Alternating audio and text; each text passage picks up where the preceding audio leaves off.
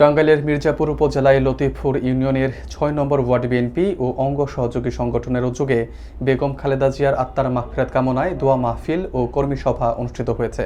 প্রধান অতিথি ছিলেন সাবেক সংসদ সদস্য ও মির্জাপুর ৭ আসনের বিএনপি মনোনীত প্রার্থী আবুল কালাম আজাদ সিদ্দিকী।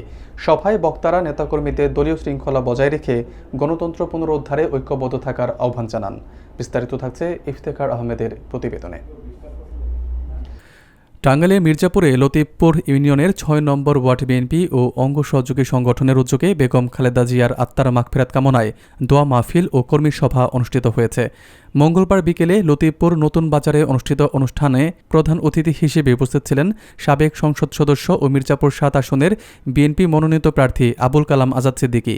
তিনি বক্তব্যে বলেন, বিএনপির নামে চাঁদাবাজি চলতে দেওয়া হবে না এবং দেশের ও জনগণের স্বার্থকে সর্বোচ্চ গুরুত্ব দিতে হবে। নিজের স্বার্থের বদলে জনগণের কল্যাণে কাজ করার আহ্বান জানান এবং নেতাকর্মীদের দলীয় শৃঙ্খলা বজায় রেখে গণতন্ত্র পুনরুদ্ধারে ঐক্যবদ্ধভাবে কাজ করতে অনুরোধ করেন। অনুষ্ঠানে উপজেলা বিএনপির ভারপ্রাপ্ত সভাপতি অ্যাডভোকেট আব্দুর রউফ, সাধারণ সম্পাদক খন্দকার সালাউদ্দিন আরিফ, সিনিয়র সহসভাপতি আলী এজাজ খান চৌধুরী রুবেল সহ বিভিন্ন স্তরের নেতাকর্মীরা উপস্থিত ছিলেন। দোয়া ও মোনাজাতে দেশনেত্রী বেগম খালেদা জিয়া রুহের মাগফিরাত কামনা করা হয়।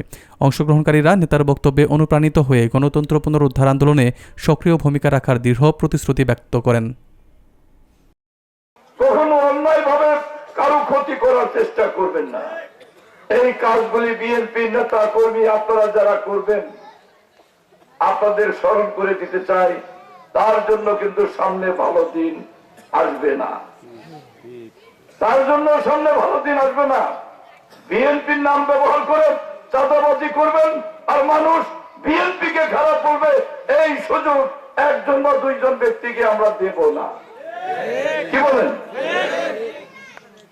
আমাদের নেতা তারেক রহমান পরিষ্কার ভাষায় বলেছে, দেশকে ভালোবাসতে হবে, দেশের মানুষকে ভালোবাসতে হবে।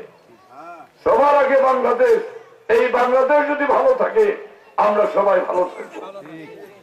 আমাদের ভালো থাকার জন্য, মানুষকে ভালো রাখার জন্য নিজেদের মন মানসিকতা ভালো রাখতে হবে, নিজের স্বার্থ ত্যাগ করতে হবে। নিজের স্বার্থে যা ইচ্ছে তাই করবেন, এটা হতে পারে না। একটা নিয়ম নীতির মধ্য দিয়ে আপনাকে চলতে হবে।